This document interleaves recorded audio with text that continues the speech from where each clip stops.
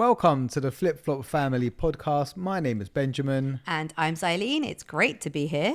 And today we are a three-man team because our daughter Emiliana is away for 3 days. Yeah, 3 nights, 4 days, but it feels like ages. I know. And you're really missing her, aren't you? I really am. I mean, you may have kids going away over the summer holidays, doing camps and things. And, you know, you could probably vouch for the fact that I'm not that soppy, really, am I? Like, you're more of the one like, I miss the babes. Oh, what am I going to do? Whereas I'm a bit like, our kids are out. Let's do stuff. Let's go away. Let's, Yeah. But I actually really miss Emiliana. Yeah, I get what you mean. I mean, she kind of like, she's a 13-year-old, so she mopes around the house a lot, but she doesn't really do much. But you just miss that presence. You miss that person, lounging like across the whole sofa, not really giving you a space to sit down. Yeah. You just miss her. And it's kind of weird because I thought that I wouldn't miss her as much as I do. Not that I wouldn't miss her, but I just feel like, I just can't wait to have her back, and she's back tomorrow evening. So I'm looking forward to seeing her. Yeah, it's amazing how, like, obviously we have 2 kids, but when you're such a sort of close-knit unit, when there is one gone, whether it's you, whether it's me, whether it's Zach, whoever it is, you really do feel it. And I kind of look at us or when I think about us I think of us as a bit of a crew as opposed to like parents and kids. Like when people invite us places and the kids aren't invited, I'm a bit like, oh, but I don't want. Can they not come as well? But what? Can we not just, bring them along? Do you know what I mean? It's like being invited without you. That's how I feel. Like I think we're just kind of quite close. So yeah, bring on Emiliana. If you've got kids going away to camp and you're struggling to, we're with you. But don't worry, they'll be back. Yeah, I thought about it today because I took Zachy boxing. So I take Zach and Emiliana boxing every Sunday. And last week, she tries to swerve going boxing. So she'll be like, oh, I don't want to go this week. I went last week. It's not fair. But I say to her that it's an every week thing. So you need to get used to it. And last week, she's a 13-year-old, right? So she's so convincing. She was like, I can't remember what she said. But she made I'm not going. Yeah, like she was just like blank face. Yeah, I'm not going. I'm just not going. Have fun, because I'm not going. I had to second guess, whether or not I was going to take her. I was thinking, is she not going? But then I was thinking, no, she has to go. But she sounded so convincing, like she wasn't going anywhere. She would not be moved. And I was like, wow, just wow. I know. She really is very convincing, and like it takes a lot now as she's got older for me and you to kind of get her to do what we wanted to do, because obviously you started the whole boxing thing. You wanted her to be able to look after herself when she's out and about, and just having those sort of skills and that confidence obviously does wonders for them. But the funny thing is when they're at boxing, Emiliana loves it. Yeah, the thing about Emiliana is that you have to get her to start something, and then once she starts it, then she's like, like full throttle. She is all in. It's true. But I think she's one of those, types of people that when she thinks about going boxing, it's like a bit of a chore. I have to get up off the sofa. I've got to go change my clothes. I've got to get my water bottle. I've got to get my, trainers on or whatever. She finds all that side a bit of a chore. But like within 5 minutes of her actually being there, I'm telling you, she is flying. She is doing so well. She is. But she's one of those kind of kids that you need to try and push her out the door. But really, if you think about it, what you just explained is most people, when it comes to fitness and, going to the gym, most people struggle to get up and out the door. But once they're at the gym, they can feel the sort of endorphins and they can feel the benefits of it straight away. But 100%. Most people, it's a struggle, like to get out. You're the only one person I know who is quite happy to wake up at silly o'clock in the morning when it's pitch black outside and still go to the gym. It's like you already remember the benefits while you're in your nice warm bed. But most people, I would say, don't. Yeah, I think I've kind of programmed my mind to know the benefits. But I mean, I say that, but there's times in the morning where my alarm, goes off and I'm thinking, oh God, I don't want to go today. I really don't want to go. But those are the days when you have to push yourself and you have to be like, when I leave the gym at 7:30, I'm going to be buzzing and I'm going to be firing. And you just got to try to think about the benefits. And that's what I do. But if you're a child, I get, you don't want to go and run on the treadmill. You don't want to, do burpees and push-ups and all that sort of thing. And like, she's not the most physical kind of child. I think Zach is more athletic. But the thing about Emiliana is that once she starts, she flies. She does. But you got to get her out the door. That's right. And gosh, I can't believe, I was just looking at the calendar. It's halfway through the summer holidays already. Like, I cannot believe we only have 3 weeks left. I know, it's The 11 plus revision with Zaki has been killer. I cannot wait for that exam to be over on the 6th of September, because I feel like that's all I do with him. I'm like the boring mum, the boring parent. I mean, I look at the whole summer holidays in a bit of a different way. I think to myself, once school starts and I go to work, I'm just going to be like stuck in traffic. Yeah. But it's nice having them home. But time does go by so fast. That is why when you have your time with your kids, you have to make sure that you spend it with them, because like I say, Emiliana's now 13 years old, and how many more summers do we really have with her before she's like, summer holiday, guys, I'm not sure if I want to go anymore. Yeah, I know. So I don't know, is there like another 3 summer holidays with her? Even now she's like, oh, can I bring a friend to our family holidays? And we're like, yeah, but we kind of want to spend a bit of time with you guys. And it changes the dynamic, doesn't it? You need to know your kids, and that time is so precious that you need to make the most of it. That's right. And we kind of had goals and things that we wanted to achieve this summer as well, didn't we? We really wanted to finish the outhouse, as our house is literally killing me softly with all the little bits and bobs that still need to be completed. Yeah, I feel like it's like hard to move forward with all these things that we need to finish, but hopefully by the end of the summer we should have things done. I mean, the like last big thing is obviously like the outhouse, and once that's done, then I don't feel like there's anything big apart from like small things. That's true. And if you're interested in seeing kind of what we've been up to, we do have an Instagram page called the Flip Flop Prop, which has all the kind of videos and progress sort of stories since we bought the house to where we are now. I mean, there is a bit of backlog that we need to put on there, but there is a lot of stuff on there if you are interested in what exactly Ben and I have been doing with our bare hands over the last 3 years. Yeah, I'm kind of a little bit over it, and I'm quite grateful that you're not yet, and you still tend to push yourself to go and do stuff. I'm like, the thought of me lifting up a 25 kg bag and putting it in the back of the garden and trying to level the floor is like, it's such a chore. But I'm quite happy that you're still, I mean, as long as I do the hard, heavy work, you're still, willing to get on your hands and knees and to level the floor and to get the flooring down and stuff like that. And I have to rate you for that. Yeah, no, I am actually over it. But at the same time, I know that if we don't do it, it will just be sitting. It will just be there all the time. So we just need to get through, and we will. So what other kind of things did you have planned for this summer, like for yourself? In terms of ambitions, I've got loads of ambitions. I've got loads of goals that I've had for years, actually, that I feel I haven't really paid attention to them as much as I should. And I feel like we're all a bit like that. I put a post up on my Instagram on the story last week about procrastination. And I know we've done a topic about procrastination before, but I feel like it's such a massive part of everyone's life. I feel everyone procrastinates in one way or another. I feel like the average person does have a lot going on in their head, and they want to achieve a lot of things, and they've got ambitions, but there's a lot of noise going on in your head as to why you don't make moves to try and achieve these things. And there's a number of different things. Let's like sort of like strip it back a little bit. When you were a child, what was those things that you wanted to achieve that you felt were just like not like impossible at all? You're quite carefree. Oh, I'm going to be a pilot one day. I'm going to be a football player. What's those things that you wanted to be as a child? I actually wanted to be an Indian dancer.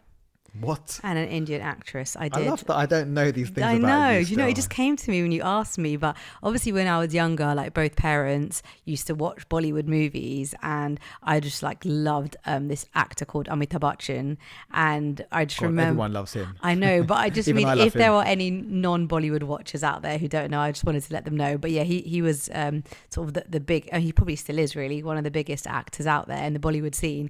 And I just remember like kind of putting on like Indian outfits and sort of doing the light bulb, tapping the dog, so that cute. movement. And I wanted to be, but I think as again, we have touched on this sort of subject in previous episodes, being sort of Indian or, being like coming into this country, our parents coming into this country and then us being born here, the arts weren't really something that could be explored. So, and I was quite young, but so I couldn't really pursue that. That's so cute. I never knew that about you. Oh.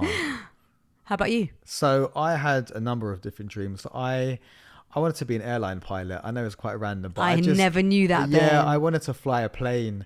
And I think to some degree, if I have time later on in life, I won't become an airline pilot, but you can still pilot a small You can aircraft. learn to fly. It felt like a 2-man, thing or whatever. But I think Right, later noted. on, I'm going to put that in my notes for future presents. yeah, That's if an easy you want to one. get me a good gift for my 50th birthday, which Flying is lessons. way too close, but if you wanted to, yeah, flying lessons would be absolutely amazing. I'd love to just take control of an aircraft. Imagine doing that. It would be so cool. But the thought of having to be an airline pilot is quite scary. Yeah. Being in charge of all those people. Especially of it's late, when there's been quite a yeah. lot of things in the media with accidents and so forth. Yeah, and I was also really into my sports. So I wanted to be a boxer. I've always loved boxing.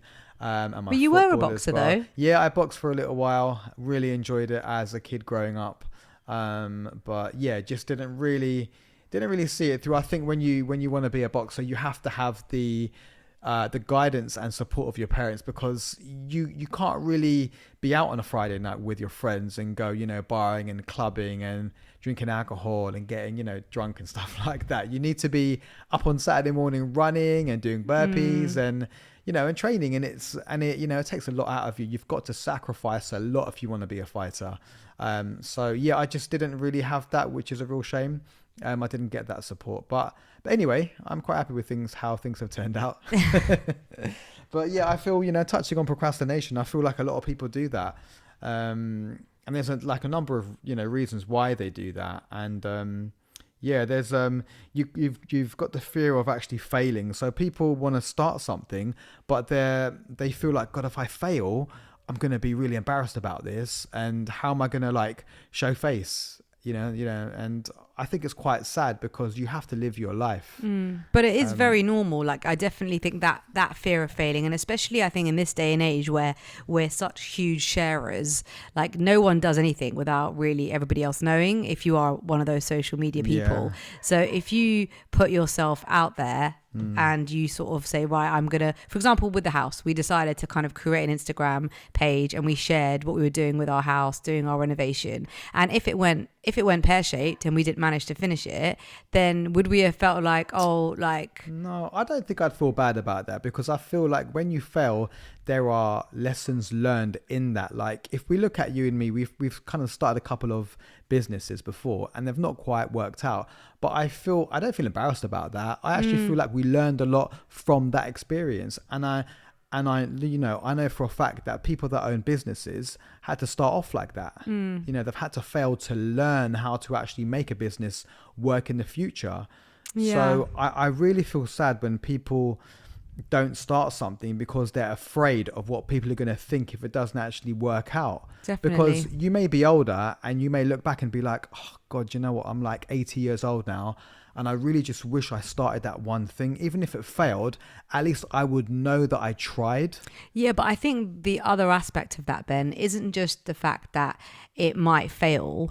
It might not do well because of you. For example, starting this podcast, I procrastinated about it. You got me this mic ages ago, and it took me probably 6 months before actually starting the podcast. And there was an element of, okay, I was going out there on my own, and then we decided to do it as a family, which definitely I found, I loved that idea of us doing it together.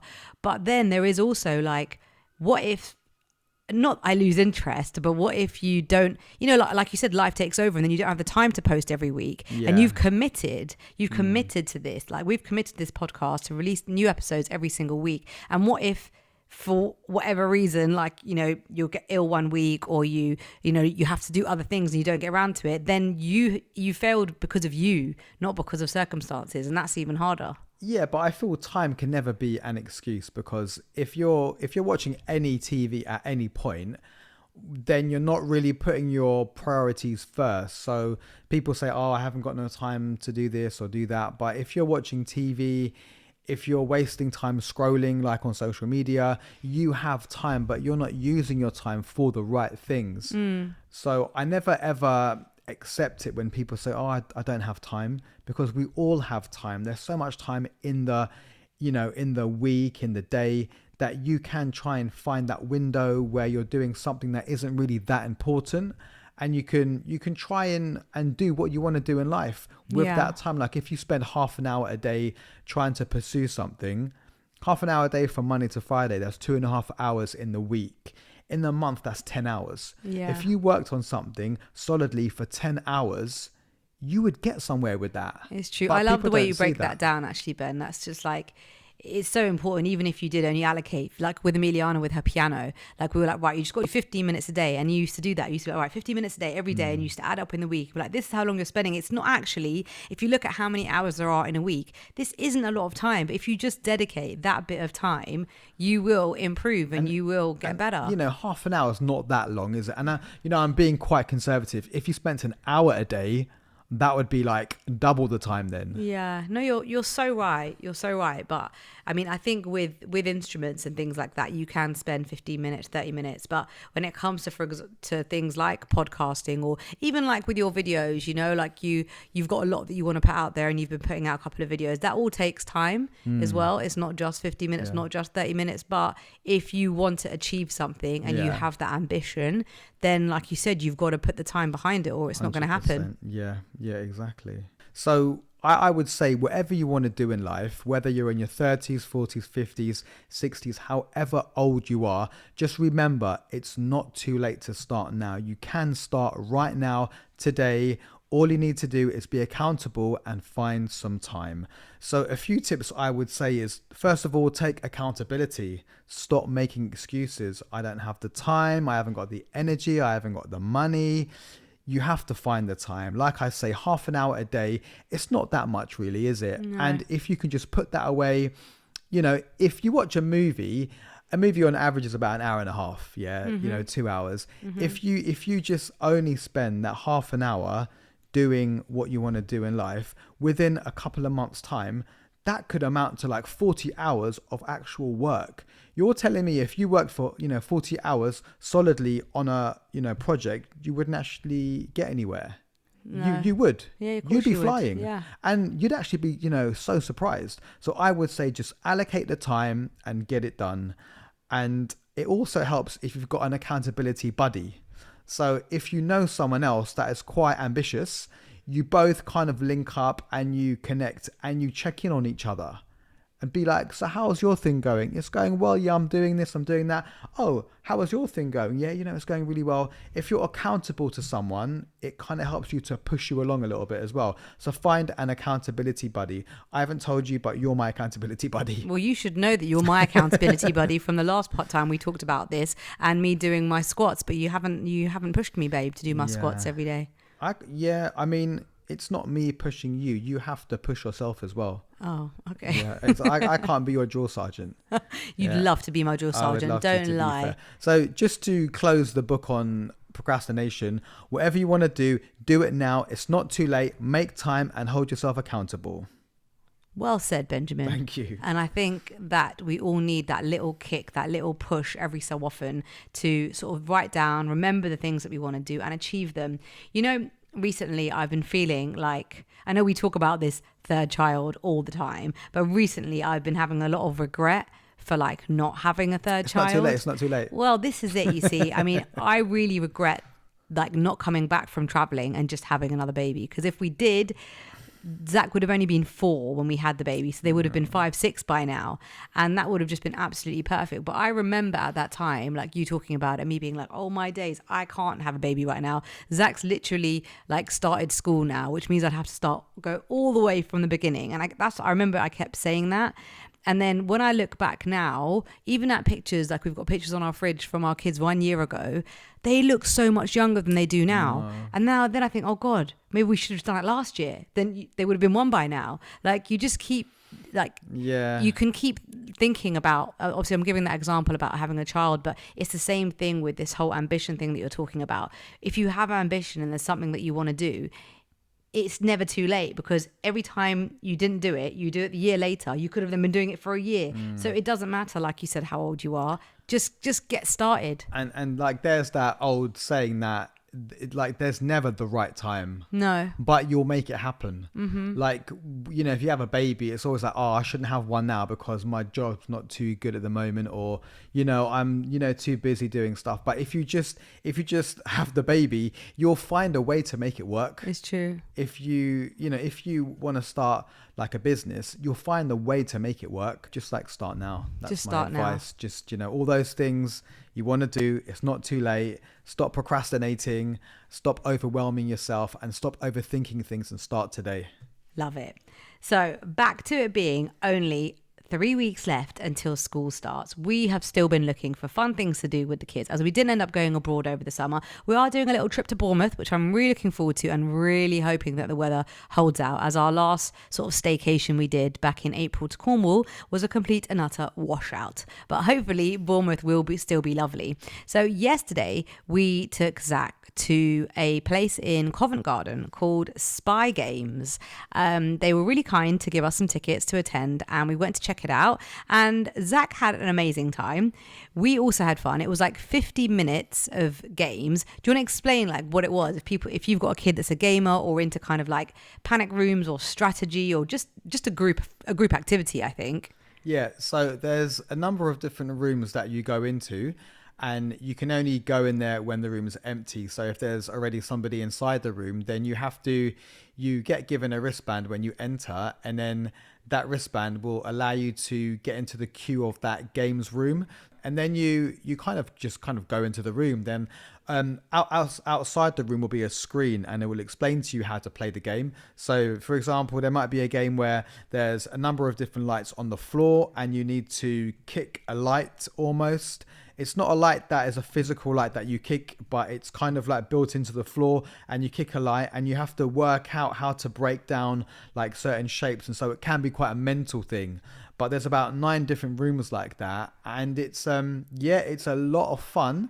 But just be prepared to be doing physical activity. So I didn't dress. I mean, I was wearing shorts and I was wearing a t-shirt, but I felt like, you know, it can get a little bit physical. So you need to make sure you're wearing comfy trainers and you've got a bottle full of water. And don't turn up in a dress like me. I didn't really think this through. I thought it was going to be more like literally gaming, like with a controller. I didn't realize it was actual sort of like speed, agility sort of exercises. Yeah. But I really liked, there was like a climbing one. There was like one where you throw balls. But if you don't really know what we're talking about, if we're not explaining this very well, check out our Instagram page at the Flip Flop Family. And there is a reel on there which shows you the fun and games that you can have. Like Ben said, 50 minutes, you can add more time. And I think it's a minimum of 2 players, but you can go as a big group and it is quite fun. Zach, like I said, really enjoyed it.